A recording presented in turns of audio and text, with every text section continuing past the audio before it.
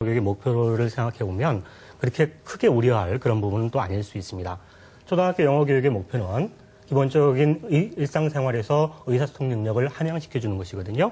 그래서 그것은 쉽게 말하면 외국에 그 아이 혼자 떨어졌을 때 자기가 필요한 물건을 사고 필요한 장소에 찾아가고 갈 수 있는 그런 의사소통 능력을 길러주는 것입니다. 그래서 이런 부분들은 기본적으로 학교 교육에서만으로도 충분히 달성할 수 있는 부분이고요. 그리고 이제 말하기라든가 듣기 부분이 좀 더 강조된다는 그런 측면에서 좀 우려할 수 있는 그런 측면도 있을 수 있는데 그것도 생각해 보면 6차 교육 과정이나 7차 교육 과정에서 의사소통 능력을 길러주는 부분에 굉장한 초점이 있었고요. 그래서 지금 현재까지도 초등 영어 교육 같은 경우에 말하기나 듣기와 관련된 그 부분이 상당히 강조되고 있는 상황입니다. 다만 지금 현재 했던 그 수업 시수라든가 여러 가지 여건상 그 부분이 아직은 조금 부족한 부분이 있기 때문에 그 부분을 좀 더 활성화시키고 그 부분에 대해서 조금 더 강조해주고자 하는 그런 측면으로 가고 있는 것이죠. 자, 우리 강현숙 선생님은 어떻습니까? 지금 현직 교사신데요. 이 현직 교사 입장으로 봤을 때는 어떤 우려되는 부분은 없을까요? 글쎄요, 제 경험으로 비춰봤을 때는 우리 초등학교 영어 수준이 초등학교의 수업을 정상적으로 따라갈 수 있는 학생들이라면 별 무리 없이 잘 익힐 수 있는 정도의 수준입니다. 그러니까 너무 어렵지 않으니까 걱정 안 하셔도 될 것 같고요. 그럼에도 불구하고 이제 우리 부모님들은 우리 아이가 사교육을 하나도 안 했는데 사교육한 아이들과 막 비교를 해서 너무 영어 수업 시간이 위축되고 영어 수업 시간뿐만 아니라 그게 발전을 해서 다른 과목도 재미없어지고 막 학교를 싫어하면 어떡할까 그런 걱정을 하시는데요. 사실 어떤 과목이든 좀 빨리 배우는 학생이 있고 늦게 배우는 학생이 있기 마련입니다. 이것이 영어에만 나타나는 현상은 아니니까 너무 걱정은 안 하셔도 되고요. 그리고 우리 교사들이 하는 일이 바로 그런 개인별 수준 차가 있는 학생들을 수업 시간에 부담감 없이 쉽게 그 학습에 임할 수 있도록 하는 거거든요. 특히 또 영어에 관련해서 영어 교사들이 굉장히 많은 연구를 하고 실행을 하고 있습니다. 또 우리 학생들이 굳이 원어민을 만나지 않아도 원어민이 발음을 듣고 따라할 수 있도록 또 학년 초에 교과서를 배분할 때 교과서뿐만 아니라 CD나 테이프도 같이 주고 있고요. 또 수업을 진행할 때는 이제 선생님들께서 여러 가지 활동들을 생각하시는데 항상 그때 그 학생들이 수준차를 생각하시고 또 요즘엔 원어민 교사도 많이 그 한국인 교사와 함께 수업을 하는데요. 원어민 교사가 준비한 활동과 또 한국인 교사가 준비하는 활동이 다릅니다. 그래서 학생들이 자기 흥미에 맞고 또는 자기 능력이나 수준에 맞게 선택할 수 있도록 그런 점을 또 배려해서 수업 지도안을 짜고 있습니다. 네, 제가 미국 생활할 때 우리 아이가 중간에 화장실 가려고 했는데요. 그 화장실 갔는데 화장실에 휴지가 없다는 말을 못해가지고 애가 화장실에 30분 동안 있었던 그런 기억이 있기 때문에 정말 실질적으로 필요하고 그걸 정말 입 밖으로 내놓을 수 있는 그런 교육이 절실하지 않을까 그런 생각도 해봅니다. 두 분 선생님 말씀 듣고 보니까 사교육을 굳이 안 시켜도 수업에는 별로 큰 어려움은 없을 것이다 얘기를 하니까 좀 안심이 됩니다. 자, 그렇다면 학교에서는 지금 새학년 영어 수업 준비 어떻게 하고 있을까 정말 궁금합니다. 그래서 라이브 토ken 이슈 제작진이 한 초등학교를 찾아가 봤습니다. 여러분도 그 현장으로 함께 가보실까요? 최종적 목표가 이 기러기 아빠의 퇴출입니다. 새 정부의 영어 교육 강화 정책이 발표된 후 최근 각 시도 교육청에서도 2008년 영어 수업에 대한 개선안을 속속 내놓고 있습니다. 그에 따라 각 일선 학교에서도 영어 수업을 어떻게 진행할 것인지에 대한 다양한 방법이 모색되고 있는데요. 그렇다면 새학년을 앞둔 지금 선생님들은 어떤 고민을 하고 있을까요? 토크앤 이슈 제작팀이 찾아가 봤습니다. 경기도 고양시에 있는 한매초등학교는 올해 고양시 교육청이 영어 몰입교육 시범학교로 선정한 학교 중에 하나입니다. 그런 만큼 봄방학을 맞아 학교 전체가 조용한 가운데서도 교실과 복도 곳곳에서 새로운 변화의 바람을 느낄 수가 있었습니다. 우선 교실 뒤편에 있는 알림판을 영어로 바꾸어서 아이들이 영어를 친숙하게 접할 수 있는 환경을 만든 것은 물론 아이들이 수업 시간에 배운 영어를 실생활에서 사용할 수 있는 기회를 확대하기 위해 복도에 영어존을 설치하고 영어 슈퍼마켓을 개설한 것입니다. 겨울방학 내내 선생님들이 얼마나 수고하셨을지가 짐작이 됐는데요. 새학년 영어 수업을 위한 한매 선생님들의 노력은 이게 다가 아닙니다.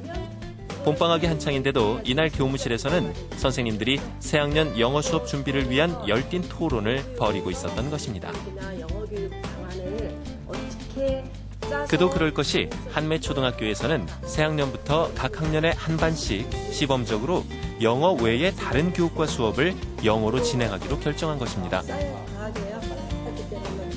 이날 회의는 고양시 영어교육과 연구 모임 선생님 중에서 그동안 자신이 맡은 학급에 영어 외의 다른 교육 과목을 영어 몰입 수업으로 진행해온 분들의 경험담을 듣는 것으로 시작됐습니다.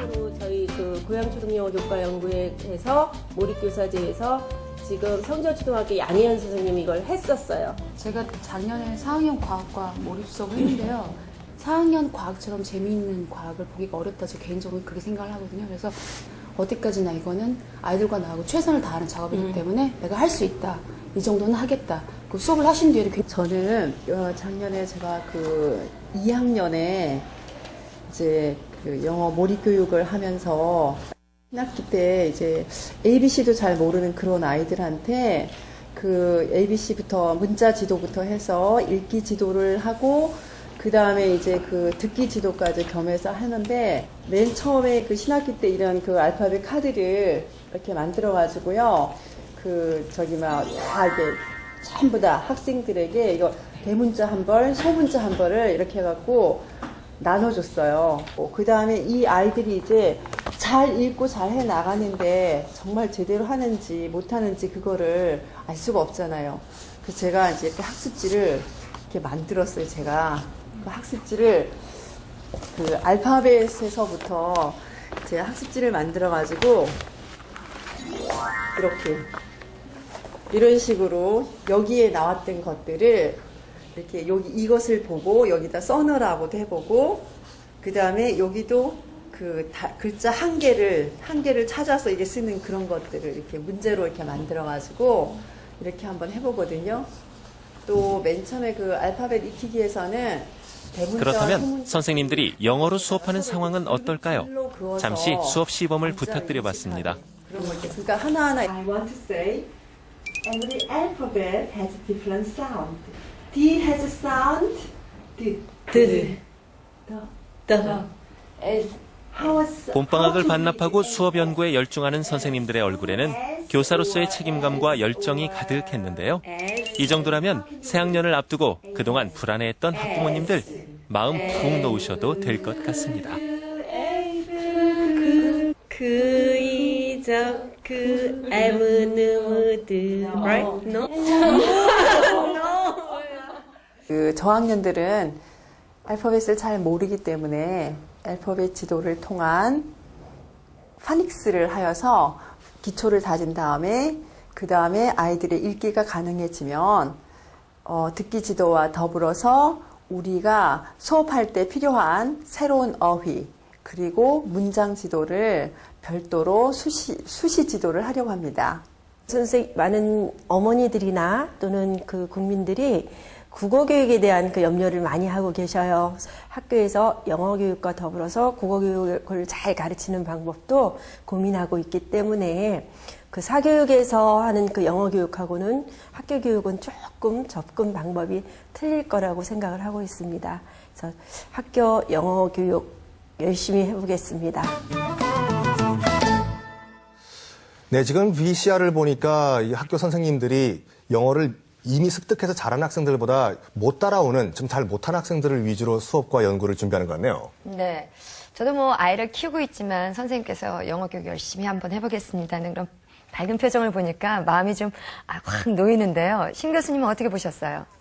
예, 지금 화면에 나왔던 선생님들 같은 경우에 다 훌륭하신 영어 선생님들이시죠. 그러니까 여기서 이제 한 가지 더 생각해 볼 것은 훌륭한 영어 선생님이라는 것이 과연 어떤 분일까?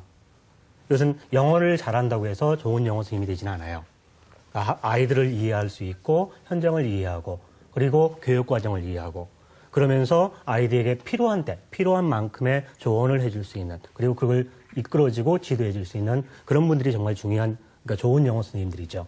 그래서 이런 분들이 계시는 한 이런 분들께 우리가 영어 교육을 믿고 맡겨도 되지 않을까 생각됩니다. 영어 교육의 방식은 어떻게 보셨어요? 뭐 이렇게 카드를 보여주고 그림을 보여주고 카드나 그림 같은 이런 식의 부분들을 사용하는 것 혹은 그 외에 다른